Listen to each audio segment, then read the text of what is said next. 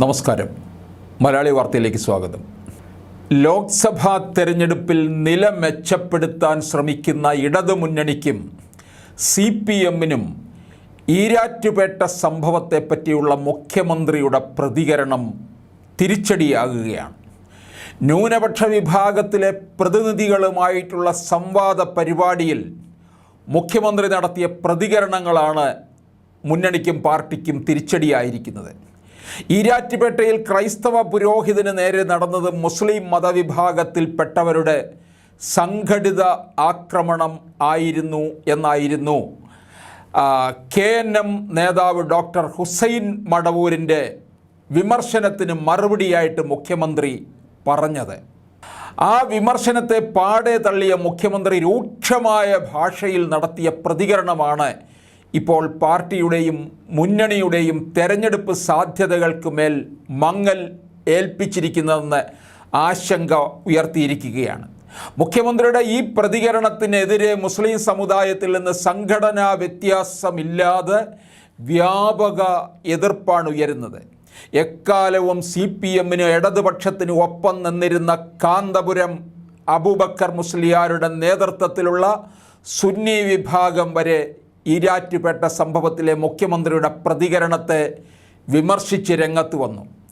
AP വിഭാഗം സുന്നികളുടെ മുഖപത്രമായ സിറാജ് ദിനപത്രം മുഖ്യമന്ത്രിയെ വിമർശിച്ച് മുഖപ്രസംഗം എഴുതി. ഈരാറ്റുപേട്ട സംഭവം സംബന്ധിച്ച് പ്രസ്താവന മുഖ്യമന്ത്രി തിരുത്തണമെന്നാണ് കാന്തപുരം വിഭാഗത്തിൻ്റെ പത്രം ആവശ്യപ്പെടുന്നത്. മുഖ്യമന്ത്രിയുടെ പ്രതികരണം വസ്തുതകൾ ശരിയായി മനസ്സിലാക്കാതെയാണ് എന്നും മുഖപ്രസംഗം കുറ്റപ്പെടുത്തുന്നുണ്ട്.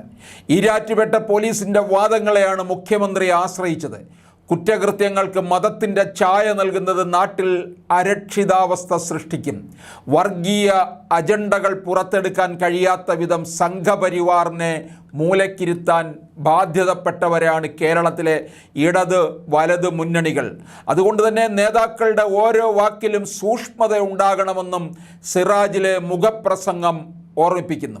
കേരള മുഖ്യമന്ത്രിയെപ്പോലെ പരിണത പ്രജ്ഞനായ ഒരു ഭരണാധികാരിയിൽ നിന്ന് ഇത്തരം പ്രസ്താവനകൾ ഉണ്ടായിക്കൂടാ എന്നാണ് പറയുന്നത്. ഈരാറ്റുപേട്ടയിൽ ഉണ്ടായത് സാധാരണ വാഹനാപകടം മാത്രമാണ്. കേസിൽ വധശ്രമം കുറ്റം ചുമത്തിയതോടെ 27 വിദ്യാർത്ഥികൾ ജയിലിലാകുന്ന സ്ഥിതിയാണ് ഉണ്ടായത്. അപകട കേസ് വധശ്രമമായി മാറിയത് PC ജോർജ് ഇടപെട്ടതോടെയാണെന്നും കാന്തപുരം വിഭാഗത്തിൻ്റെ പത്രം കുറ്റപ്പെടുത്തുന്നു. കേസുമായി ബന്ധപ്പെട്ട് നടന്നത് ക്രൈസ്തവ വിശ്വാസികളെ മുസ്ലിങ്ങൾക്കെതിരെ തിരിച്ചുവിടാനുള്ള നീക്കമാണ്. മുസ്ലിം ലീഗ് നേതൃത്വവും മുഖ്യമന്ത്രിയുടെ പ്രതികരണത്തെ ശക്തമായി വിമർശിച്ച് രംഗത്തെത്തിയിട്ടുണ്ട്.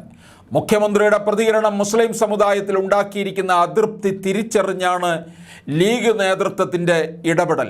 മുഖ്യമന്ത്രിയിൽ നിന്ന് ഒരിക്കലും ഉണ്ടാകാൻ പാടില്ലാത്ത പ്രതികരണമാണ് ഈരാറ്റുപേട്ട വിഷയത്തിൽ ഉണ്ടായതെന്നാണ് ലീഗ് നിലപാട്.